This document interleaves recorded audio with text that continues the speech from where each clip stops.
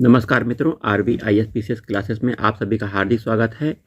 आज हम यहाँ करंट अफेयर के महत्वपूर्ण टॉपिक को लेकर आए हैं। यह टॉपिक आगामी परीक्षा के लिए बहुत महत्वपूर्ण है, जिसमें यूपी पुलिस परीक्षा, समीक्षा अधिकारी परीक्षा, PCS परीक्षा एवं सभी परीक्षाओं के लिए यह वीडियो बहुत महत्वपूर्ण है, करंट अफेयर का वीडियो। चलिए शुरुआत करते हैं राष्ट्रीय घटनाओं से।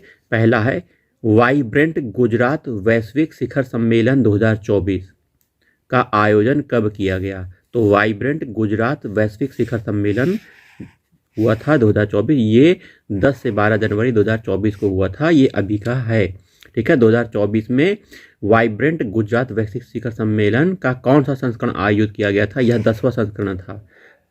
पश्चिम बंगाल सरकार ने किस दिन को राज्य दिवस के रूप में मनाने हेतु अधिसूचना जारी की है। पश्चिम बंगाल दिवस कौन सा है। तो पोइला वैसाख बंगाली नव वर्ष का पहला दिन, जिसे कहते हैं 1 जनवरी 2024 को, ठीक है। पश्चिम बंगाल सरकार ने किस गीत को राज्य गीत के रूप में अधिसूचित किया है। तो बांग्लार माटी बांग्लार जल रविन्द्रनाथ टैगोर द्वारा रचित है। यह बांग्लार माटी बांग्लार जल। केंद्रीय मंत्रिमंडल ने किस हवाई अड्डे को अंतर्राष्ट्रीय विमान घोषित किया है। विमानपत्तन इंटरनेशनल एयरपोर्ट घोषित किया है। तो सूरत हवाई अड्डे को, गुजरात का है, इसे अंतर्राष्ट्रीय विमानपत्तन घोषित किया है, अभी हाल ही में किया है। भारत का पहला पूर्णतः इंटीग्रेटेड स्कूल ऑफ सस्टेनेबिलिटी कहाँ लॉन्च किया गया। तो भारत का पहला पूर्णतः integrated school of sustainability IIT Kanpur में लॉन्च किया गया। कोटक महिंद्रा और IIT कानपुर के साझेदारी से बना है। आइए, कैश फॉर क्वेरी घोटाले मामले में संलिप्तता के कारण किस सांसद को लोकसभा से अयोग्य घोषित कर दिया गया। तो महुआ मोइत्रा अखिल भारतीय तृणमूल कांग्रेस की यह सांसद हैं। इनको कैश फॉर क्वेरी घोटाले मामले में लोकसभा से अयोग्य घोषित कर दिया गया। 8 दिसंबर की बात है, 8 दिसंबर 2013। महुआ मोइत्रा किस लोकसभा से सांसद थीं। कृष्णानगर पश्चिम बंगाल से सांसद थीं महुआ मोइत्रा। किसके द्वारा क्राइम इन इंडिया 2022 रिपोर्ट जारी की गई। क्राइम इन इंडिया रिपोर्ट राष्ट्रीय अपराध रिकॉर्ड ब्यूरो NCRB द्वारा जारी की गई। दिसंबर में जारी हुई थी, 3 दिसंबर को। रिपोर्ट के अनुसार प्रति लाख जनसंख्या पर अपराध दर वर्ष 2021 के 445.9 से घटकर 2022 में कितनी हो गई है। तो 1 लाख पर 422 हो गई है, 2022 में 422 हो गई है, घट गई है। प्रति लाख जनसंख्या पर सबसे कम अपराध किस महानगर में है। कोलकाता महानगर में प्रति लाख जनसंख्या पर सबसे कम अपराध है, कोलकाता। विश्व के पहले पोर्टेबल अस्पताल का अनावरण कहाँ किया गया। विश्व के पहले पोर्टेबल अस्पताल का अनावरण गुरुग्राम हरियाणा में किया गया 2 दिसंबर 2023 को, गुरुग्राम हरियाणा। इस अस्पताल का क्या नाम था। तो विश्व के पहले पोर्टेबल अस्पताल का नाम आरोग्य मैत्री एंड क्यूब है। इसे किस परियोजना के तहत निर्मित किया गया। तो विश्व के पहले पोर्टेबल अस्पताल को भीष्म परियोजना के तहत निर्मित किया गया। केंद्रीय मंत्रिमंडल ने विशेष रूप से संवेदनशील जनजातियों के लिए किस योजना को मंजूरी प्रदान की है। तो विशेष रूप से संवेदनशील जनजातियों के लिए नवंबर 2023 में प्रधानमंत्री जनमन योजना प्रारंभ की है। प्रधानमंत्री जनमन योजना। प्रधानमंत्री जनमन योजना का विस्तारित रूप क्या है। तो प्रधानमंत्री जनजाति आदिवासी न्याय महाअभियान। प्रधानमंत्री जनजाति आदिवासी न्याय महाअभियान। द हम्प नामक द्वितीय विश्व युद्ध संग्रहालय का उद्घाटन कहाँ किया गया। द हम्प नामक द्वितीय विश्व संग्रहालय का उद्घाटन पासीघाट अरुणाचल प्रदेश में किया गया। तो द हम्प क्या है। यह द्वितीय विश्व युद्ध संग्रहालय है, पासीघाट अरुणाचल प्रदेश में स्थित है। केंद्रीय मंत्रिमंडल ने किस समूह को ड्रोन उपलब्ध कराने से संबंधित एक योजना को मंजूरी दी है। महिला स्वयं सहायता समूह को। आइए, 10,000वें जन औषधि केंद्र का उद्घाटन कहाँ पे हुआ है। झारखंड के एम्स देवधर में हुआ है। 10,000वें जन औषधि केंद्र का उद्घाटन एम्स देवधर, झारखंड। आयुष्मान भारत हेल्थ और वेलनेस सेंटर का नाम बदलकर क्या कर दिया गया है। आयुष्मान भारत हेल्थ और वेलनेस सेंटर का नाम बदलकर आयुष्मान आरोग्य मंदिर कर दिया गया। 26 नवंबर 2023 को ऐसा हुआ है। काशी तमिल संगमम का दूसरा चरण कब आयोजित किया गया? काशी तमिल संगमम का दूसरा चरण 17 से 30 दिसंबर 2023 को आयोजित किया गया। यह संगमम कहाँ आयोजित किया गया? तो काशी तमिल संगमम का दूसरा चरण बनारस उत्तर प्रदेश में आयोजित किया गया। गुजरात ने किस मछली को राज मछली घोषित किया है? घोल मछली को गुजरात का राज मछली घोषित कर दिया गया है।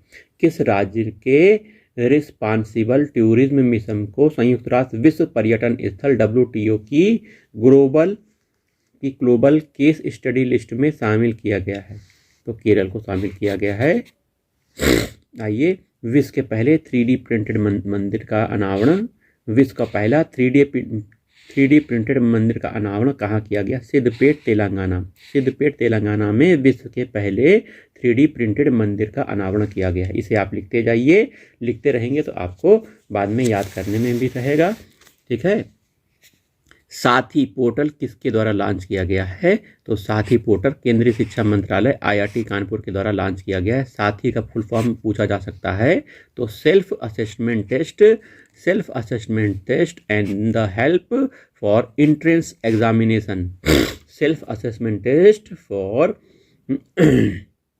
Help for entrance examination Agni. आइए, अग्नि पहल किस मंत्रालय द्वारा लॉन्च की गई है? यह अग्नि पहल केंद्रीय आयुष मंत्रालय द्वारा लॉन्च की गई। अग्नि का तात्पर्य क्या है?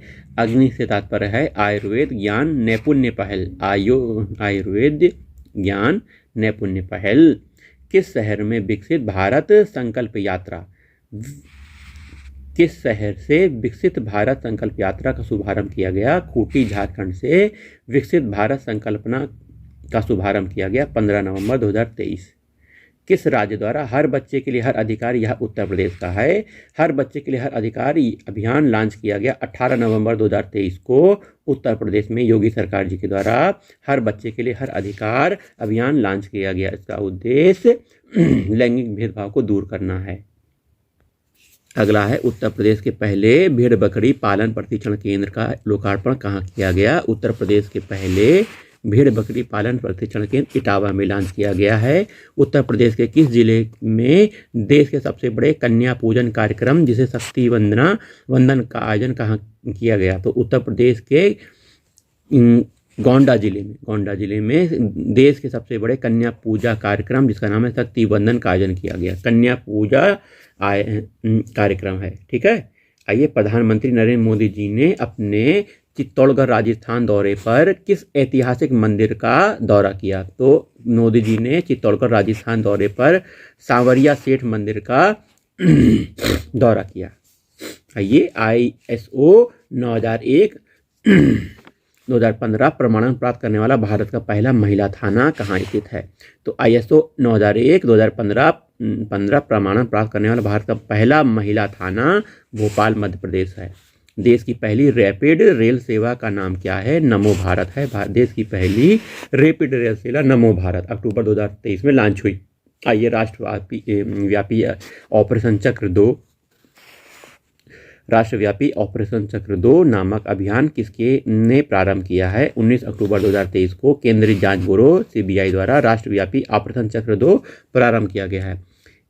यह अभियान किसके खिलाफ प्रारंभ किया गया? संगठित साइबर अपराध के खिलाफ केंद्रीय जांच ब्यूरो ने राष्ट्रव्यापी ऑपरेशन चक्र ब्यूरो नामक अभियान चालू किया है 19 अक्टूबर 2023 को। गृह मंत्री अमित शाह ने किस शहर में सामऊ शहीद स्मारक और पुस्तकालय का उद्घाटन किया है? तो गांधीनगर गुजरात में गृह मंत्री अमित शाह जी ने सामऊ शहीद स्मारक और पुस्तकालय का उद्घाटन किया है गांधीनगर गुजरात। यह स्मारक किस क्रांति से संबंधित है? तो सामऊ शहीद स्मारक और पुस्तकालय 1857 की क्रांति से संबंधित है। प्रधानमंत्री नरेंद्र मोदी ने युवा विकास के लिए किस नए सरकारी मंच को लॉन्च किया है। 31 अक्टूबर 2023 में मेरा युवा भारत, माई युवा भारत प्रधानमंत्री जी ने युवा विकास के लिए लॉन्च किया है। उत्तर प्रदेश राज्य का जलीय जीव किसे घोषित किया है? गंगे डॉल्फिन को उत्तर प्रदेश का राष्ट्रीय जलीय जीव घोषित किया गया है। अक्टूबर 2023 में ऐसा किया गया है। भारत का पहला हरित ऊर्जा पुरातत्व स्थल कौन सा है? भारत का पहला हरित ऊर्जा पुरातत्व स्थल ये तट मंदिर तमिलनाडु में है। भारत का पहला हरित ऊर्जा पुरातत्व स्थल तट मंदिर तमिलनाडु में है। देश का दूसरा राज्य जिसने जाति आधारित सर्वेक्षण कराने की घोषणा की है, तो देश का दूसरा राज्य है राजस्थान, जिसने जाति आधारित सर्वेक्षण कराने का घोषणा की है, राजस्थान। तो देश का पहला राज्य बिहार है, दूसरा राजस्थान है, जिसने जाति आधारित सर्वेक्षण कराने की घोषणा की है। भारत की सबसे बड़ी पंप भंडारण परियोजना की आधारशिला कहाँ रखी गई? भारत की सबसे बड़ी पंप भंडारण परियोजना नीमच, जो कि मध्य प्रदेश में स्थित है, यहाँ रखी गई। इसकी क्षमता 1440 मेगावाट है। अक्टूबर 2023 में बाढ़ के कारण खबरों में रही दक्षिण ल्योनक झील किस राज्य में स्थित है? तो अक्टूबर 2023 में बाढ़ के कारण खबरों में रही दक्षिण ल्योनक झील सिक्किम राज्य में है। तो ये झील है लोहनक झील, ये किस राज्य में है पूछा जा गया तो सिक्किम में बताना है आपको। आइए, विजयपुर औरैया फूलपुर पाइपलाइन, विजयपुर औरैया फूलपुर पाइपलाइन परियोजना को किसके द्वारा राष्ट्र को समर्पित किया गया? प्रधानमंत्री नरेंद्र मोदी जी के द्वारा विजयपुर औरैया फूलपुर पाइपलाइन परियोजना को समर्पित किया। यह परियोजना किन राज्यों में है? मध्य प्रदेश और उत्तर प्रदेश राज्य में यह विजयपुर औरैया पाइपलाइन परियोजना है। ठीक है, दो राज्य में, मध्य प्रदेश उत्तर प्रदेश में।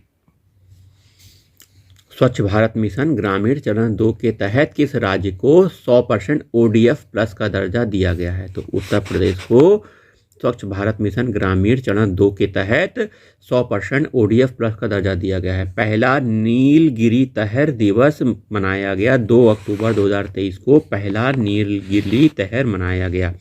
नीलगिरी तहर किस राज्य का राजकीय पशु है? तमिलनाडु राज्य का राजकीय पशु है नीलगिरी तहर। पुराने संसद भवन को अब किस नाम से जाना जाएगा? 19 सितंबर 2023 से पुराने संसद भवन को संविधान सदन कहा जाएगा। क्या सदन कहा जाएगा? संविधान सदन। 19 सितंबर 2023 आदि शंकराचार्य की स्टैच्यू ऑफ वननेस का अनावरण कहाँ किया गया? 21 सितंबर 2023 को ओंकारेश्वर मध्य प्रदेश में आदि शंकराचार्य की स्टैच्यू ऑफ वननेस का अनावरण किया गया।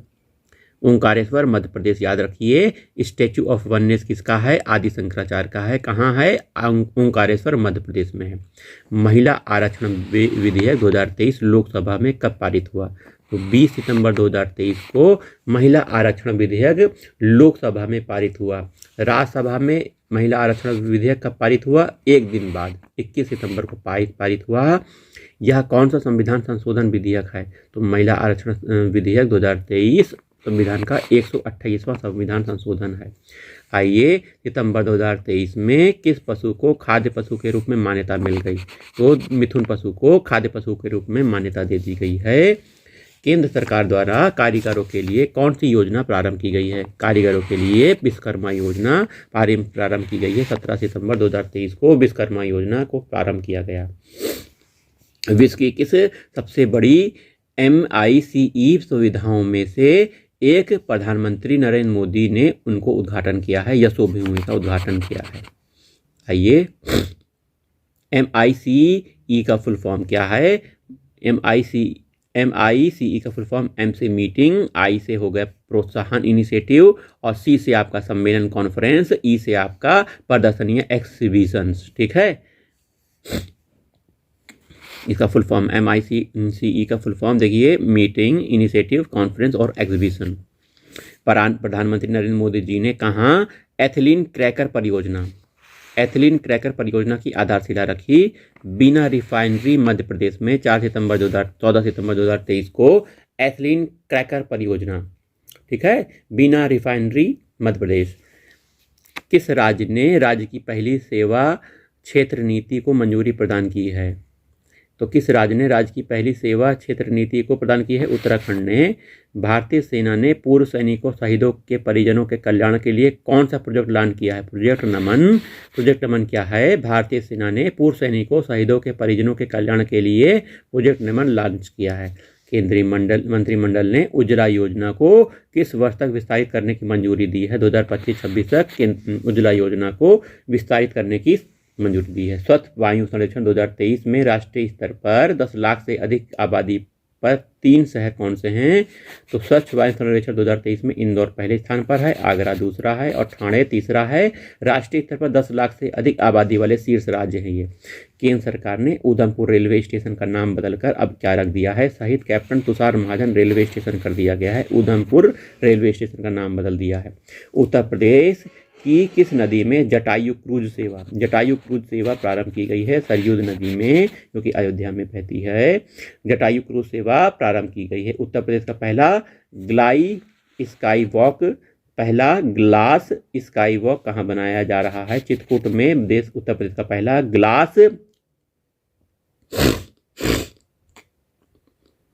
ग्लास स्काई वॉक बनाया जा रहा है। आयुष्मान भव अभियान का उद्घाटन कहाँ किया गया? आयुष्मान भव अभियान का उद्घाटन गांधीनगर गुजरात में आभासी रूप से किया गया। ठीक है, आइए अंतर्राष्ट्रीय चर्चा पर कर लेते हैं। पोलैंड के नए प्रधानमंत्री के रूप में किसने शपथ ली? तो पोलैंड के नए प्रधानमंत्री हैं Donald tusk.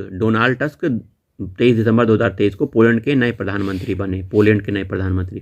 Quality of living city ranking 2023 में किसके द्वारा जारी की गई है? मर्सर के द्वारा जारी किया गया है। रैंकिंग में कितने शहर को शामिल किया गया? 241 शहर को शामिल किया गया है। रैंकिंग में 3 शहर का नाम क्या है? पहली रैंक पर वियना ऑस्ट्रिया का शहर है, ज्यूरिख स्विट्जरलैंड का, वहीं ऑकलैंड न्यूजीलैंड का है।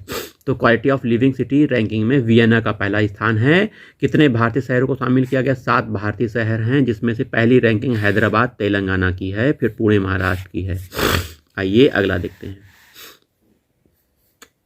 Global river cities alliance GRCA कहाँ लॉन्च किया गया? दुबई में। COP28 के दौरान ग्लोबल रिवर सिटीज अलायंस का लॉन्च किया गया, दुबई COP28 के दौरान। तो ग्लोबल रिवर सिटीज अलायंस में भारत समेत कितने देश शामिल हैं?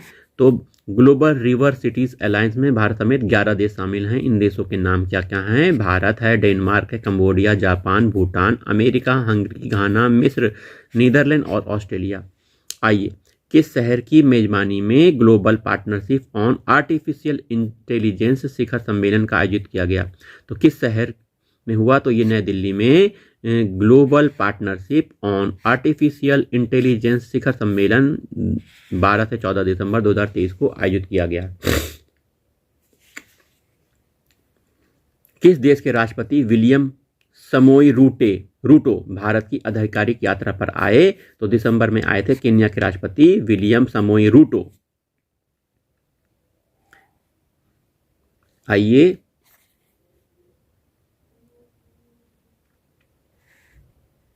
अमूर्त सांस्कृतिक धरोहर के संरक्षण के लिए अंतर सरकारी समिति की 18वां सत्र कब आयोजित किया गया? 5 से 8 दिसंबर को अमूर्त सांस्कृतिक धरोहर संरक्षण के लिए एक बैठक हुई। इस बैठक का आयोजन कसाने बोत्सवाना में किया गया। अमूर्त सांस्कृतिक धरोहर संरक्षण के लिए जो बैठक हुई थी, किसके द्वारा इसका आयोजन किसके द्वारा किया गया? तो यह बैठक यूनेस्को द्वारा आयोजन किया गया, यूनेस्को। आइए इनमें से किस भारतीय नृत्य को मानवता की एक अमूर्त सांस्कृतिक धरोहर घोषित किया गया है? गरबा को मानवता की अमूर्त सांस्कृतिक धरोहर घोषित किया गया है। तो गरबा कहाँ का प्रसिद्ध नृत्य है? यह गुजरात का नृत्य है। गरबा गुजरात का है। यूनेस्को की इस सूची में शामिल होने वाले यह भारत की कौन सी अमूर्त धरोहर है? यह 15वीं सांस्कृतिक धरोहर है, गरबा। ठीक है। टाइम पर्सन ऑफ ईयर 2023 किसे चुना गया है? तो टेलर स्विफ्ट, अमेरिका पॉप गायक और अभिनेत्री को टाइम पर्सन ऑफ ईयर चुना गया है, टेलर स्विफ्ट को। CEO ऑफ द ईयर 2023 किसे चुना गया? सैम ऑल्टमैन को। CEO of the year Sam Altman को चुना गया है। वहीं एथलीट ऑफ ईयर 2023 किसे चुना गया? लियोनेल मेसी को चुना गया है। दुनिया की 100 सबसे शक्तिशाली महिलाओं की सूची में किसके द्वारा जारी की गई है? तो फोर्ब्स के द्वारा दुनिया की सबसे 100 शक्तिशाली महिलाओं की सूची 5 दिसंबर 2023 को जारी की गई है। सूची में 3 महिलाएं कौन सी हैं? उर्सुला वान डेर लियेन, ये यूरोपियन आयोग की अध्यक्ष हैं, ये सबसे शक्तिशाली महिला हैं, उर्सुला वान डेर लियेन। इस सूची में कितने भारतीय महिलाओं को शामिल किया गया है? 4 महिलाओं को, जिसमें 32वीं रैंक पे सबसे पहले निर्मला सीतारमण जी हमारी वित्त मंत्री हैं। तो सबसे शक्तिशाली महिला उर्सुला वान डेर लियेन अध्यक्ष यूरोपीय आयोग की हैं।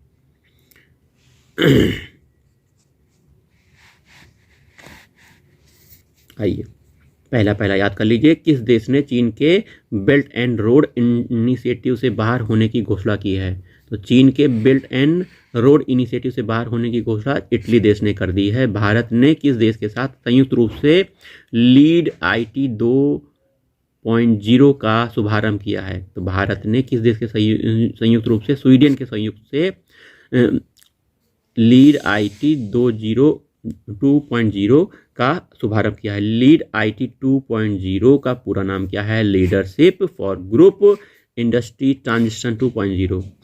किस देश को अंतर्राष्ट्रीय समुद्री संगठन IMO परिषद के लिए पुनः निर्वाचित किया गया है?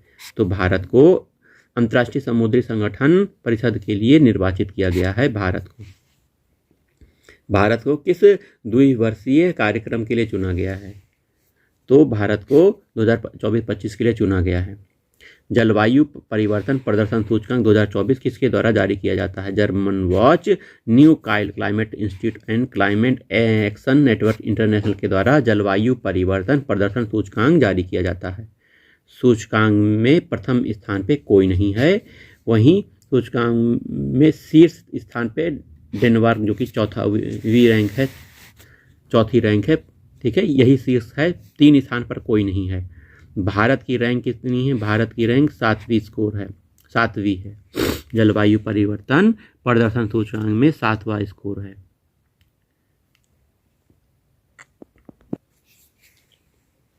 किसने ग्लोबल कूलिंग वॉच रिपोर्ट जारी की है? तो ग्लोबल कूलिंग वॉच रिपोर्ट संयुक्त राष्ट्र पर्यावरण कार्यक्रम द्वारा जारी की गई है। 5 दिसंबर 2023 को यह रिपोर्ट जारी हुई है। रिपोर्ट के अनुसार वर्ष 2023 में शीतलन संबंधी ग्रीन हाउस गैस उत्सर्जनों में G20 देशों की कितनी प्रतिशत हिस्सेदारी थी? तो 82% हिस्सेदारी थी। G20 देशों की हिस्सेदारी 82% थी। अर्ली वार्निंग फॉर ऑल पहल किसके द्वारा प्रारंभ किया गया? संयुक्त राष्ट्र के द्वारा यह प्रारंभ किया गया है। इस पहल का उद्देश्य क्या है? अर्ली वार्निंग फॉर ऑल पहल का उद्देश्य 2027 तक सभी को खतरनाक मौसम तथा प्राकृतिक आपदाओं से सुरक्षित करना है। यूनिसेफ ने किस देश के सहयोग से ग्रीन राइजिंग पहल को लॉन्च किया है? 8 दिसंबर 2023 को यूनिसेफ ने भारत के साथ ग्रीन राइजिंग पहल को शुरुआत किया गया है। तो ग्रीन राइजिंग पहल कहाँ लॉन्च हुई?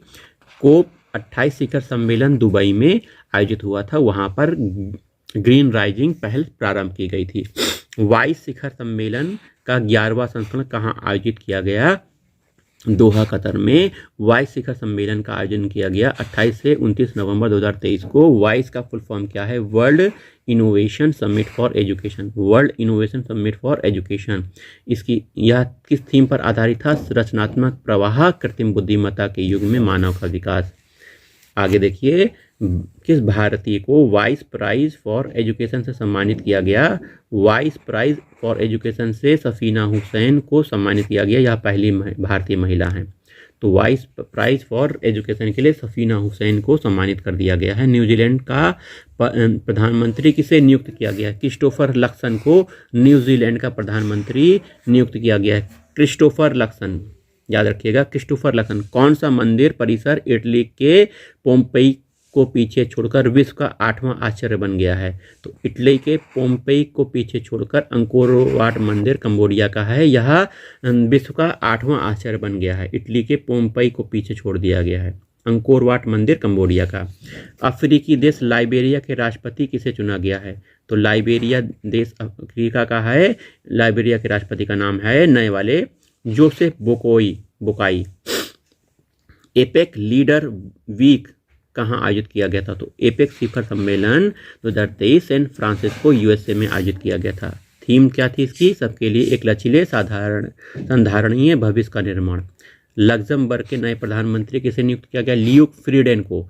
लग्जमबर्ग के नए प्रधानमंत्री ल्यूक फ्रीडेन। आइए, मालदीव के नए राष्ट्रपति किसे चुना गया है? मोहम्मद मुइज्जू को मालदीव के राष्ट्रपति के रूप में चुना गया है, शपथ भी ली है इन्होंने। आइए, चक्रवात मिथिली, चक्रवात का नाम है मिथिली, कहाँ आया?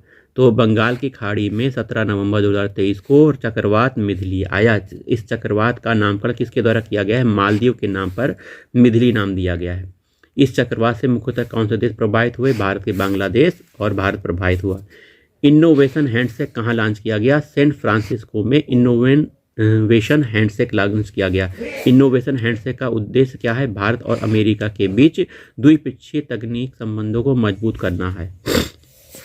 कौन सा देश आधिकारिक रूप से treaty on convention arm forces in Europe से बाहर हो गया? रूस बाहर हो गया treaty on convention arm forces in Europe. QS विश्व यूनिवर्सिटी रैंकिंग 2023 एशिया 2023 किसके द्वारा लॉन्च किया गया? तो QS विश्व यूनिवर्सिटी रैंकिंग एशिया 2023 क्वारेली साइमेंट्स के द्वारा QS द्वारा प्रारंभ किया गया। यह 16वां संस्करण था। रैंकिंग में सर्वाधिक संस्थान किस देश के हैं? भारत के 148 संस्थान हैं। रैंकिंग में शीर्ष स्थान पर पेकिंग विश्वविद्यालय रहा, जो कि चीन का है। पेकिंग विश्वविद्यालय शीर्ष स्थान पर रहा। QS विश्व यूनिवर्सिटी रैंकिंग एशिया 2023 में पेकिंग विश्वविद्यालय चीन का पहले स्थान पर रहा। रैंकिंग में भारत का शीर्ष संस्थान कौन सा है? IIT बॉम्बे रैंकिंग में भारत का शीर्ष संस्थान है, इसे 40वीं रैंक प्राप्त हुई है IIT बॉम्बे। किसने इकोलॉजिकल थ्रेट रिपोर्ट 2023 जारी की है? तो इकोलॉजिकल थ्रेट रिपोर्ट 2023 नवंबर में institute for economics and peace द्वारा जारी की गई है। IEP द्वारा institute for economics and peace report जारी की गई है, economical threat report. Voice of global south शिखर सम्मेलन 2023 कब आयोजित किया गया? नवंबर 2023 में वॉइस ऑफ ग्लोबल साउथ शिखर सम्मेलन आयोजित किया गया। इस सम्मेलन की अध्यक्षता किसने की? प्रधानमंत्री नरेंद्र मोदी ने वॉइस ऑफ ग्लोबल साउथ शिखर सम्मेलन का अध्यक्षता की। इस सम्मेलन का पहला संस्करण कब आयोजित किया गया था? जनवरी 2023 में आयोजित किया गया था। आइए, किसने 2023 state of climate services health report जारी की है? विश्व मौसम विज्ञान संगठन द्वारा state of climate services health report जारी की है। आइए, पारेपर मिनीमाता कन्वेंशन के पक्षकारों की सम्मेलन की 5वीं बैठक COP5 कहाँ आयोजित किया गया? जनेवा स्विट्जरलैंड में COP5 आयोजित किया गया 31 अक्टूबर से 3 नवंबर में। आइए, चीन के बेल्ट एंड रोड इनिशिएटिव से बाहर निकलने की घोषणा किस देश ने की? चीन के बेल्ट एंड रोड इनिशिएटिव से बाहर निकलने की घोषणा फिलीपींस देश ने कर दी। किसने की? फिलीपींस देश ने की। भारत अंतर्राष्ट्रीय विज्ञान महोत्सव 2023 का आयोजन कहाँ किया गया? तो भारत अंतर्राष्ट्रीय विज्ञान महोत्सव 2023 का आयोजन फरीदाबाद हरियाणा में किया गया। बिम्स्टेक के नए महासचिव के रूप में किसने पद ग्रहण किया है? तो बिम्स्टेक के नए महासचिव इंद्रमणि पांडे ने ग्रहण किया है। आइए, international institute for unification of private law की गवर्निंग काउंसिल के लिए किस भारतीय महिला उम्मीदवार को चुना गया है? उमा शेखर को चुना गया है। भारत के कितने अधिकारियों को श्रीलंका के गोल्डन आउल सम्मान से पुरस्कृत किया गया है? तो गोल्डन आउल सम्मान से पुरस्कृत 3 हैं। Wing commander Sumit Mahajan, major Rohit, lieutenant commander Sunny Sharma हैं। भारत की सबसे तेज सोलर इलेक्ट्रिक बोट कहाँ अनावरण किया गया है? तो सबसे तेज सोलर इलेक्ट्रिक बोट का अनावरण अलापुझा केरल में किया गया है। अलापुझा केरल में भारत की सबसे तेज सोलर इलेक्ट्रिक बोट का अनावरण किया गया है। इस सोलर इलेक्ट्रिक बोट का क्या नाम है? बाराकूड़ा। सोलर इलेक्ट्रिक बोट का नाम है बाराकूड़ा। किस संस्था ने जल से आर्सेनिक और धातु आयनों को हटाने हेतु अमृत नामक तकनीक विकसित की है? तो जल से आर्सेनिक और धातु आयनों को हटाने के लिए अमृत नामक तकनीक IIT मद्रास के द्वारा विकसित की गई है। अमृत का पूरा नाम क्या है? Arsenic and metal removal by Indian technology. किस संस्थान ने जामुन के वृक्ष का पहला जीनोम अनुक्रमण किया है?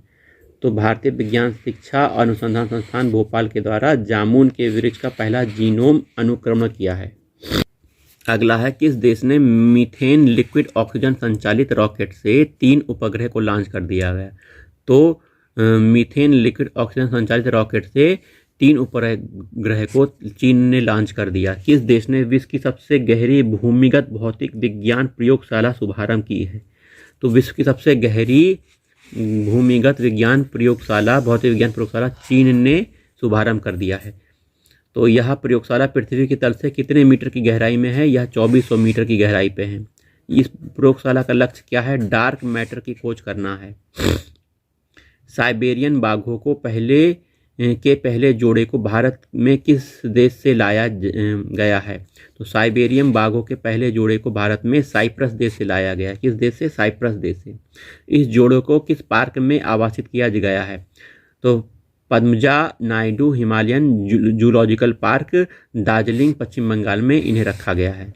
इसका नाम क्या है? इन जोड़े का नाम है लारा और अकामास। लारा और अकामास साइबेरियन बाघों के जोड़े हैं। ओपन सोर्स एआई डेवलपमेंट के लिए एआई अलायंस लॉन्च करने की घोषणा किसने की है? मेटा और आईबीएम के द्वारा ऐसा किया गया है। किस देश के द्वारा विश्व की पहले चौथी पीढ़ी के परमाणु रिएक्टर की शुभारंभ किया गया है? चीन के द्वारा विश्व के पहले चौथी पीढ़ी के परमाणु रिएक्टर की शुभारंभ कर दिया गया है। चीन के द्वारा चौथी पीढ़ी का परमाणु रिएक्टर।